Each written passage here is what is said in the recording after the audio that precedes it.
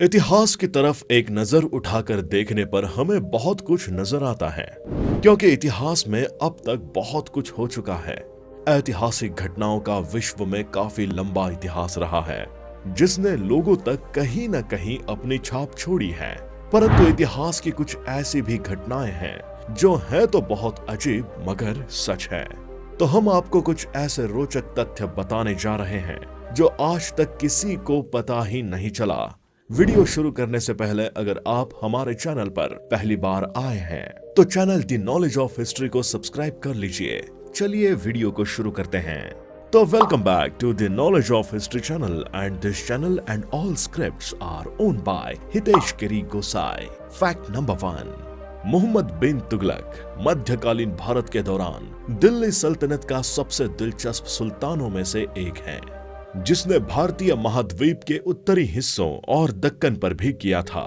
बुद्धिमान मूर्ख के रूप में इसलिए सुल्तान को जाना जाता है क्योंकि प्रशासनिक सुधार करने के लिए वे अधिकतर योजनाएं और निर्णय सही से नहीं ले पाए थे। जैसे कि पूरे भारतीय महाद्वीप पर शासन करने के लिए उन्होंने अपनी राजधानी दिल्ली से दौलताबाद स्थानांतरित कर दी। उन्होंने नई राजधानी को स्थानांतरित करने के लिए विद्वानों, कवियों, संगीतकार समेत दिल्ली की पूरी आबादी को दौलताबाद शिफ्ट करने को कहा। जब तक लोग दौलताबाद पहुंचे, मोहम्मद बिन तुगलक ने अपना मन बदल दिया और नई राजधानी छोड़ने और अपनी पुरानी राजधानी दिल्ली जाने का फैसला किया। स्थानांतरण राजधानी की योजना पूरी तरह विफल रही थी। फैक्ट नंबर 2, इतिहासकार एंड्रयू रॉबर्ट्स की किताब द स्टॉर्म ऑफ वॉर के अनुसार 1941 में हिटलर का रूस पर आक्रमण के लिए उसकी सेना आमतौर पर बीमार थी, या ये कह सकते हैं कि वहां के ठंडे वातावरण के हिसाब से तैयार नहीं थी। ये जानते हुए कि ठंड काफी है, सैनिकों के पास न तो गर्म कपड़े थे और न ही खाना, हिटलर ने युद्ध को नहीं रोका। परिणाम स्वरूप सैनिकों ने अपने अंग खो दिए थे। उनकी नाक, उंगलियां और अन्य अंग ठंड से फट गए थे। कई सैनिकों ने अपने बालों और पलकों को खो दिया था। आंखों से पलकें जम गई थी। इतना ही नहीं, सैनिक इतने दिनों तक भूख से लड़ते रहे और अंत में हार कर उन्होंने अपने ही घोड़ों को खाना शुरू कर दिया था। इस युद्ध को हिटलर की बड़ी गलती मानी गई है। फैक्ट नंबर 3, मैथियास गैलास एक सैन्य कमांडर थे जिन्होंने 1637 में अपनी सेना को बिना किसी भोजन के एक बंजर भूमि में मार्च करने का आदेश दिया था। उसके ज्यादातर सैनिक भूख से मर गए थे। उन्होंने 1638 में अपनी सेना को उसी बंजर भूमि में फिर से ले जाने की गलती को दोहराया था। 1635 में गैलास और उसके सैनिकों ने ज़्विब्रुकेन को जब्त कर लिया। उन्होंने 3 महीने तक शहर पर कब्जा कर लिया। आखिरकार भोजन खत्म होने लगा और सेना भूख से मरने लगी थी।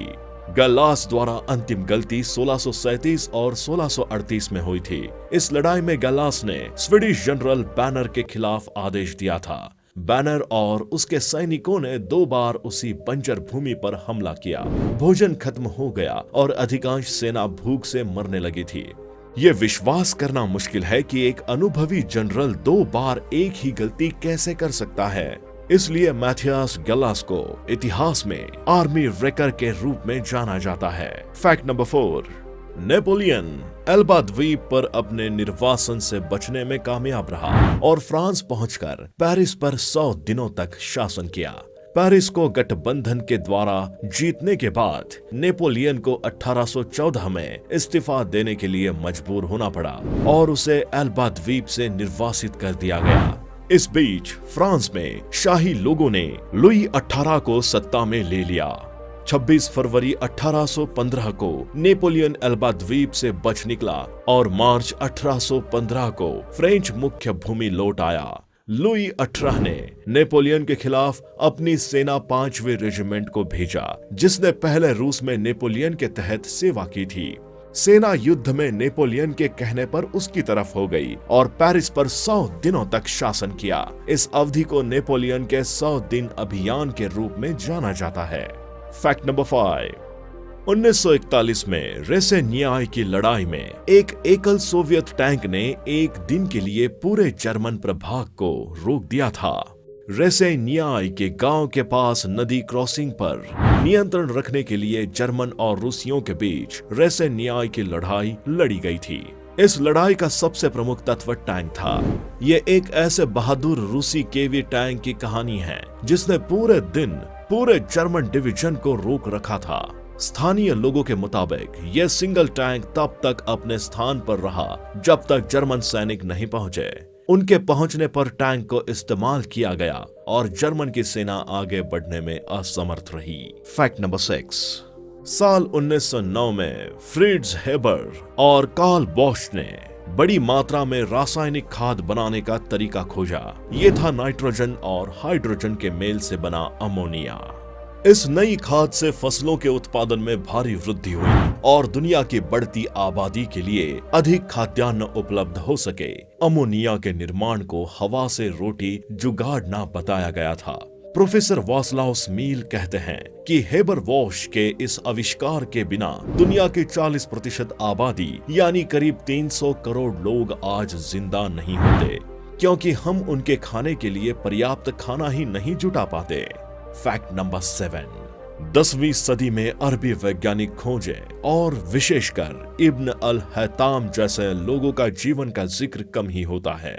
जेम्स ब्रिस्टल इब्न अल हैताम का जन्म 1965 में इराक में हुआ था और उन्हें कुछ लोग वैज्ञानिक शोध का जनक मानते हैं। अल हैताम पहले व्यक्ति थे जिन्होंने इस सिद्धांत को गलत बताया, जिसके अनुसार ये मान्यता थी कि हम अपने नेत्रों से निकलने वाली किरणों की वजह से चीजों को देखते हैं। उन्होंने पहली बार कहा कि हम अपनी आंखों में रोशनी के दाखिल होने की वजह से देखते हैं। यूनिवर्सिटी ऑफ सरे के प्रोफेसर जिम अल खलीली कहते हैं कि उनसे पहले किसी वैज्ञानिक ने इस प्रक्रिया को साबित करने के लिए गणित का सहारा नहीं लिया था। अल हैताम अरब विज्ञान के सुनहरे दौर का हिस्सा थे। Fact number 8। आज जयचंद का अर्थ ही धोखेबाज होता है। ये अर्थ इतिहास की किस घटना के कारण हुआ? पृथ्वीराज चौहान दिल्ली और उत्तरी भारत के शासक थे। पृथ्वीराज चौहान ने 1191 में मोहम्मद गौरी को युद्ध में हराया था, पर वो बार बार हमला कर रहा था। इसी बीच पृथ्वीराज चौहान ने जयचंद की बेटी से बिना उसकी मर्जी के शादी कर ली।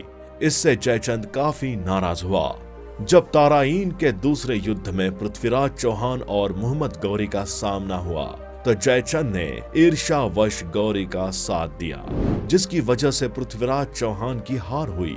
मुस्लिम इतिहासकार मुद्दाबिर बताते हैं कि पृथ्वीराज की युद्ध क्षेत्र में ही हत्या कर दी गई, परंतु अन्य मुस्लिम इतिहासकार बताते हैं कि ऐसा नहीं हुआ, बल्कि पृथ्वीराज को सामंत बनाकर उसको शासन लौटा दिया था, परंतु बाद में इसकी हत्या कर दी गई। Fact number 9। इतिहास में इस सड़क का निर्माण शेर शाह सूरी से माना जाता है, पर इसकी शुरुआत इससे कहीं पहले चंद्रगुप्त के वक्त से ही हो गई थी। उसने अपने समय में व्यापारिक उद्देश्यों के लिए सड़कों का निर्माण कराया था, जिसका आगे भी धीरे धीरे विस्तार होता गया। शेर शाह सूरी के पहले एक बड़ी सड़क उत्तर पथ का उल्लेख हमें इतिहास में मिलता है। 16वीं सदी में जब शेर शाह सूरी आया तो उसने इसी सड़क का पुनर्निर्माण किया और इसे सड़क ए आजम कहा गया। उनके बाद मुगलों ने इस सड़क को काबुल तक और बंगाल में चीटगांव तक विस्तार किया। इस सड़क ने व्यापारिक दृष्टि से भारत को फायदा किया, साथ ही साथ ये आने वाले वक्त में युद्ध के लिए भी बड़ी उपयोगी साबित हुई। Fact number 10। मुगल काल में हुमायूं के बाद शासक बने अकबर अभी इतने बड़े नहीं हुए थे कि वो युद्ध आदि कर सके, अतः वो बैरम खां के संरक्षण में थे। 5 नवंबर 1556 को हेमू और अकबर के बीच पानीपत का द्वितीय युद्ध हुआ। हेमू की सेना भी अधिक थी तथा उसके तोप भी बेहतर थे, अतः ये जाहिर था कि जीत हेमू की होती। युद्ध के दौरान अकबर की सेना की तरफ से तीरों की भारी बारिश हो रही थी। एक तीर आकर हेमू की आंख में लगा, जिसकी वजह से वो बेहोश हो गया। वो लड़ाई के मैदान में गिरने लगा, जिसे देखकर उसकी सेना में भगदड़ मच गई और वो भाग खड़ी हुई। हेमू को गिरफ्तार किया गया तथा अकबर की इच्छा के विरुद्ध बैरम खां ने उसका कत्ल कर दिया। यहाँ से मुगल शासक की नींव भारत में मजबूत हो गई, इसलिए ये इतिहास का महत्वपूर्ण मोड़ माना जाता है। तो दोस्तों आज के इस वीडियो में बस इतना ही। आपको वीडियो कैसी लगी हमें कमेंट करके जरूर बताएं। वीडियो पसंद आई हो तो वीडियो को लाइक करें और ज्यादा से ज्यादा शेयर करें और हमारे channel the knowledge of history को सब्सक्राइब कर लें। मिलते हैं आपसे नेक्स्ट वीडियो में, तब तक के लिए नमस्कार।